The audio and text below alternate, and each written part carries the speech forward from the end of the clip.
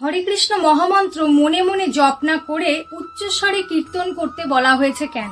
হরে কৃষ্ণ মহামন্ত্র নিজে শোনার মতো জপ করা যায়, আবার উচ্চস্বরে কীর্তনও করা যায়। শ্রী চৈতন্য ভাগবতের আদিলীলায় নামাচার্য শিল হরিদাস ঠাকুর বলেছেন, জপিলে কৃষ্ণ নাম আপনে সে তরে, উচ্চ সংকীর্তনে পর উপকার করে। অতএব উচ্চ করি কীর্তন করিলে শতগুণ ফল হয় সর্বশাস্ত্রে বলে। জপকর্তা হইতে উচ্চ সংকীর্তনকারী শতগুণ অধিক সে পুরাণেতে ধরি।